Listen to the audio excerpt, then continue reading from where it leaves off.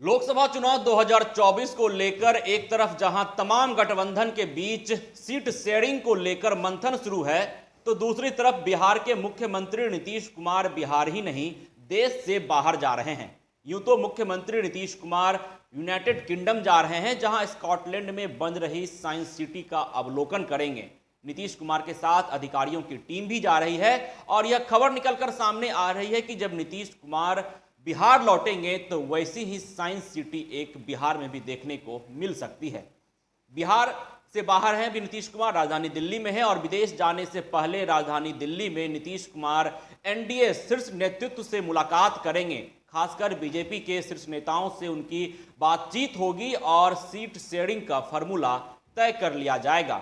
पहले राजधानी पटना में बीजेपी प्रदेश कार्यालय में बीजेपी चुनाव समिति की बैठक होती है और यह ऐलान कर दिया जाता है कि बीजेपी बिहार में 17 सीटों पर चुनाव लड़ेगी। उसके ठीक पहले राजधानी दिल्ली में बीजेपी का चुनाव समिति की बैठक होती है और उसमें कई राज्यों के कैंडिडेट का ऐलान कर दिया जाता है। और बीते शाम राजधानी दिल्ली में ही बीजेपी चुनाव समिति की दूसरी बैठक होती है और यह फैसला लिया जाता है कि कई राज्यों में कौन कौन से कैंडिडेट किस किस जगह से चुनाव लड़ेंगे।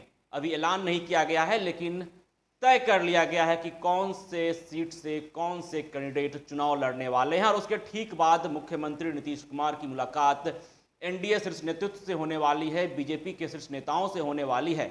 मतलब साफ है कि नीतीश कुमार विदेश जाने से पहले यह तय कर लेना चाहते हैं कि उनकी पार्टी जदयू बिहार में कितने सीटों पर चुनाव लड़ने जा रही है, क्योंकि यह सरकारी दौरा है नीतीश कुमार का। 7 दिनों का लगभग यह दौरा है और मुख्यमंत्री नीतीश कुमार बिहार ही नहीं देश से बाहर होंगे। लेकिन नीतीश कुमार यह तय कर लेना चाहते हैं कि बिहार में जदयू कितने सीटों पर चुनाव लड़ने जा रही है, क्योंकि 40 लोकसभा सीट वाले बिहार में बीजेपी ने ऐलान कर दिया है कि 17 सीट पर बीजेपी चुनाव लड़ेगी, जबकि जदयू पहले से कहते आ रही है कि हम सिटिंग सीट से कम पर नहीं मानेंगे। मतलब 16 सीट से कम पर जदयू मानने को तैयार नहीं है।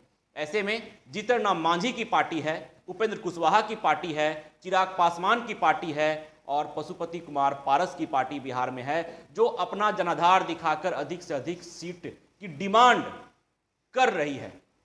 चिराग पासवान अपना जनाधार दिखाकर अधिक से अधिक सीटों का डिमांड कर रहे हैं। वहीं पशुपति कुमार पारस खुद को रामविलास पासवान के सच्चे उत्तराधिकारी बताकर अधिक से अधिक सीट की डिमांड कर रहे हैं।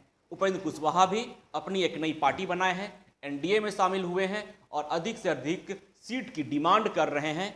जीतन राम मांझी भी जब महागठबंधन से अलग हुए थे तो इसी शर्त पर अलग हुए थे कि लोकसभा चुनाव में उन्हें सही हिस्सेदारी दी जाए। तो अब देखना दिलचस्प रहता है कि जो सीट फार्मूला को लेकर, जो सीट शेयरिंग को लेकर मसला बरकरार है, खासकर बिहार में, क्योंकि 40 लोकसभा सीट वाले बिहार में 2 बड़ी पार्टी बीजेपी और जदयू के बाद कई ऐसी पार्टियां हैं जो अधिक से अधिक सीट का डिमांड कर रही है। ऐसे में मुख्यमंत्री नीतीश कुमार अपनी पार्टी जदयू के मसले को तय कर लेना चाहती है कि जदयू कितने सीट पर चुनाव लड़ेगी।